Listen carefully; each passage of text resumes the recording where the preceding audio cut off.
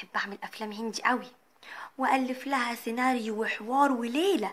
اتخيل كده حاجه وانا قاعده، يوم القيامه قام، جارتي اتقتلت فوقي، لو مثلا مثلا سامعه صوت عند جيراننا، اتخيل ان هو هيطلقها وانها هتنزل بعبايه البيت تستنجد بيا، واقعد اتخيل حاجات غريبه قوي.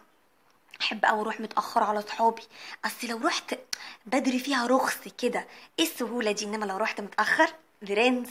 احب اوي اقول معرفش، اخويا يسالني عن حاجه يقول لي احلام هو فين الجاكيت، معرفش والله ما شفتش، معرفش كاني مش من هنا. بره البيت ما اقولش حاجه غير اعرف حاضر، اعرف كل حاجه. في حاجه معرفهاش واقول حاضر. احب اقول حاضر لكل الناس، ما اعملش اي حاجه. احب الناس تعمل لي تاج واعمل لهم تاج والله. احب بقى حبيبتي تتخطب، ما بخش اقول لها مبروك غير ما اشوف اكونت خطيبها، علشان تبقى يعني كل ما كان الاكونت شكله حلو مبهج، يبقى مبروك ايه تعلى من مبروك عادي لمبروك يا قلبي، في مبروك يا روحي، تبقى مبروك يا عيون. قوي الكلام الدبش.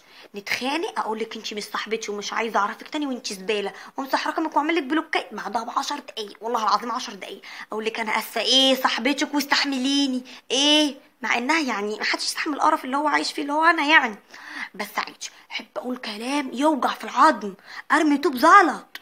ولما تساليني اقول لك بقول الصراحه، ما اقولش الصراحه، ما اقولش يعني اكذب.